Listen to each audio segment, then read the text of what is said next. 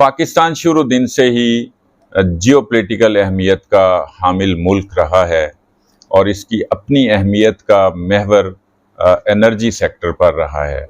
2014 से लेके आज तक आपने पूरी दुनिया के अंदर, ना सिर्फ पाकिस्तान में, पूरी दुनिया के अंदर ईरान और पाकिस्तान की गैस पाइपलाइन के मंसूबे की खबरें पड़ी हैं और जो आज तक मुकम्मल नहीं हो सका बदकिस्मती से 2014 से लेके आज तक। लेकिन ये हिस्ट्री, ये 8-9 साल की हिस्ट्री नहीं है, ये 1994 और 95 से मंसूबा चलता आ रहा है। 1994-95 में पाकिस्तान, ईरान और इंडिया तीनों ममालिक ने एक ड्राफ्ट तैयार किया जो ईरान से लेके इंडिया तक गैस पाइपलाइन का एक जाल बिछने का मंसूबा था। लेकिन इंडिया हमेशा की तरह और अपनी रवायती हठधर्मी की वजह से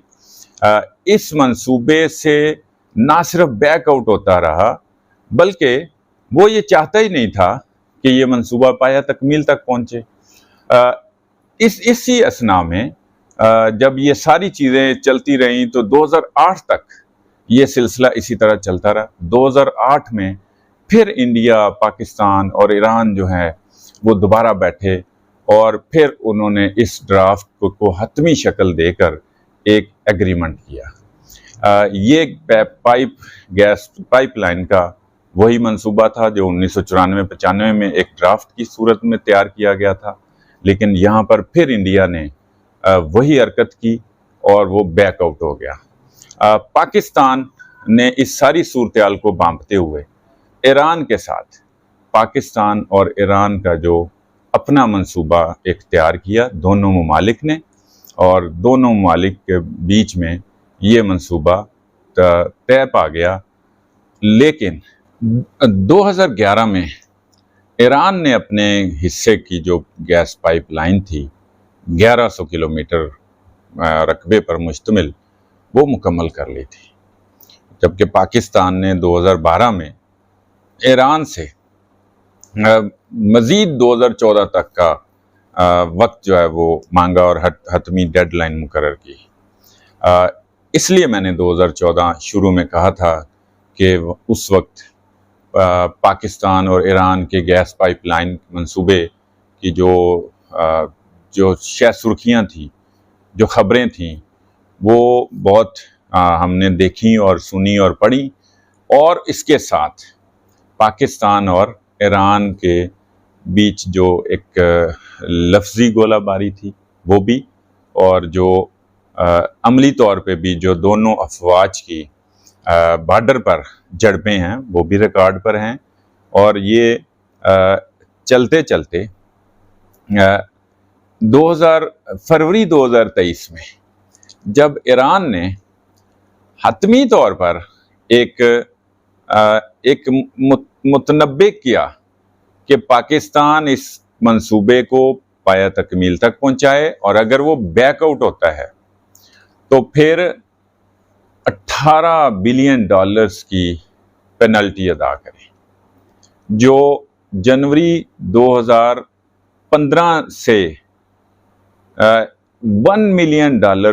पर डे के हिसाब से फाइन बनता है। जब ये मामला फॉरेन कमेटी के सामने आता है तो मोहसिन दावड़ साहब उस कमेटी के हेड हैं और उन्होंने भी इस पर संजीदगी का मुजाहरा किया,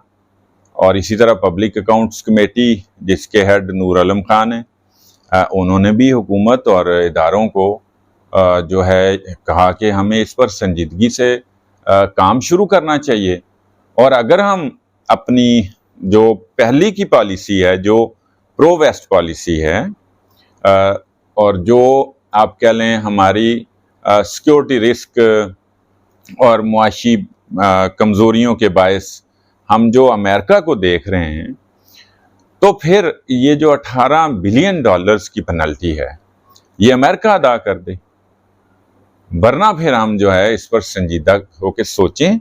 और इस मंसूबे को आगे बढ़ाएं। ये अवाम के लिए, मुल्क के लिए फ़ायदा मंद है। तो फिर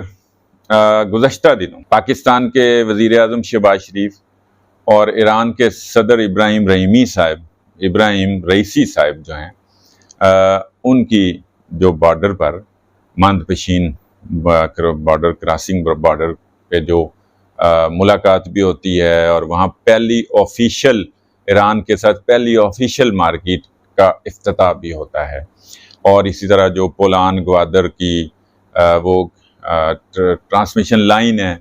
उस 104 मेगावाट बिजली का वो मुआहदा भी होता है। ये तकरीब जितनी हुई है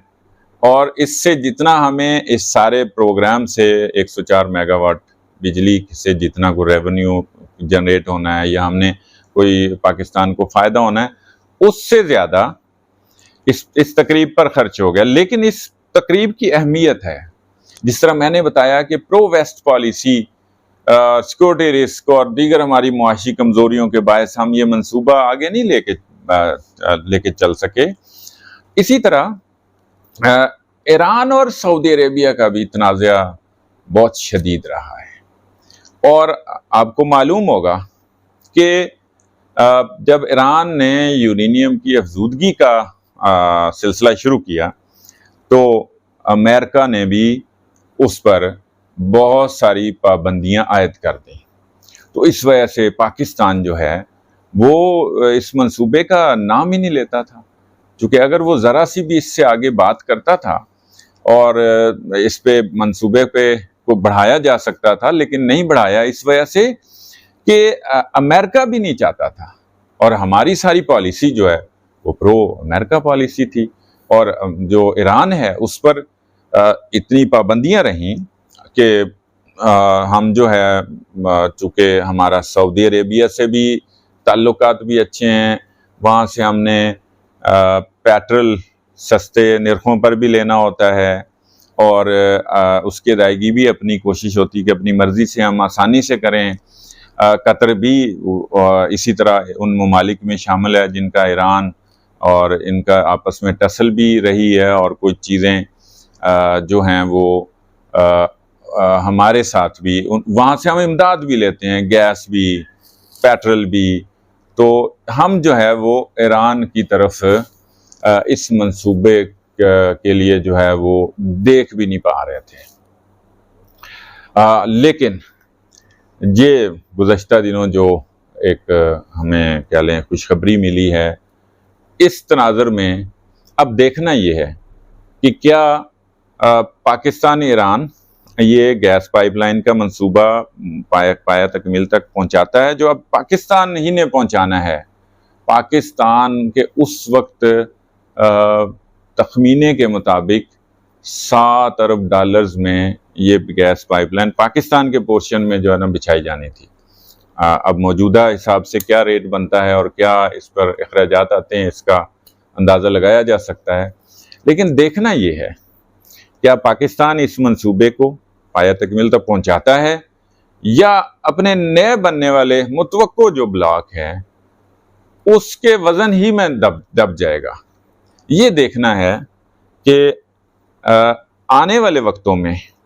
हमें ये तमाम जो डेवलपमेंट हुई है ये हमारे लिए फ़ायदा मंद है,